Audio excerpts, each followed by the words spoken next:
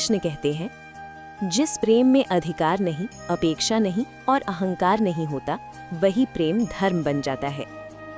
आज की महाभारत कहानी के पात्र उलूपी, नाग कन्या जिसने अर्जुन से निस्वार्थ प्रेम किया। महाभारत के विराट महाकाव्य में अनेक ऐसे पात्र हैं जिनकी छाया में कुछ जीवन गुम हो गए। उलूपी भी उन्हीं में से एक हैं। नागलोक की राजकुमारी, अर्जुन की पत्नी और इरावान की माता। इतिहास ने उन्हें बस एक पंक्ति दी, पर उनके जीवन में भावनाओं का एक पूरा महासागर था। नागलोक की राजकुमारी। उलूपी नागलोक के राजा कौरव्य की पुत्री थी। नागलोक जहाँ शक्ति थी, रहस्य था और प्रकृति से गहरा संबंध था। उलूपी बचपन से ही तेजस्वी, साहसी और आत्मनिर्भर थी। वे केवल राजकुमारी नहीं थी, बल्कि नागों की परंपराओं, औषधियों और रहस्यमयी शक्तियों की ज्ञाता भी थी। उनका जीवन शांत था, पर भीतर एक प्रश्न हमेशा था, क्या मेरा जीवन केवल नागलोक की सीमाओं में ही सिमटता रहेगा? अर्जुन से पहली भेंट। जब अर्जुन वनवास के दौरान गंगा तट पर पहुंचे तो उनका जीवन उलूपी के जीवन से टकराया।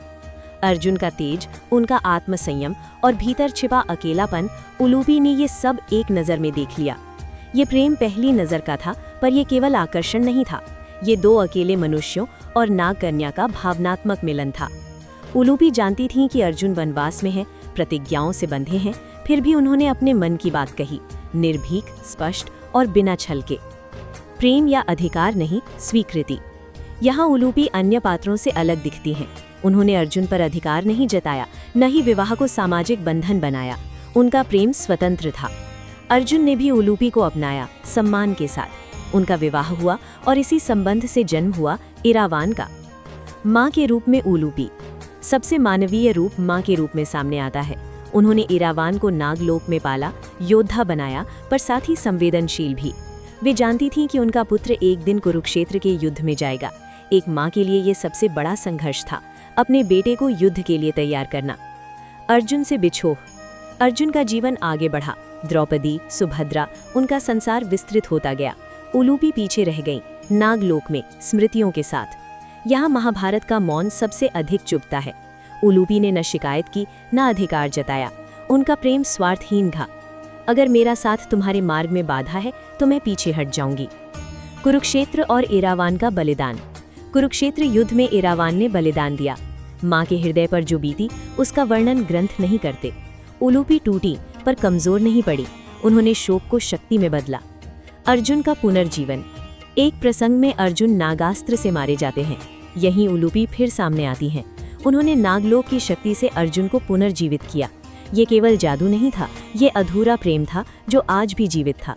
उस क्षण उलूपी पत्नी नहीं, एक स्त्री थी जो अपने अतीत, प्रेम और पीड़ा सबके बावजूद आगे बढ़ी। उपेक्षित पर महान।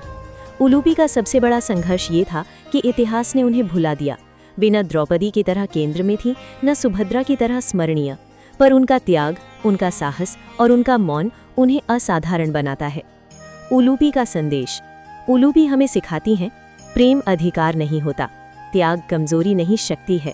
स्त्री का मूल्य उसकी उपस्थिति से नहीं, उसके निर्णयों से तय होता है। वे नाग कन्या थीं, पर उनकी पीड़ा, प्रेम और साहस पूरी तरह मानवीय थे।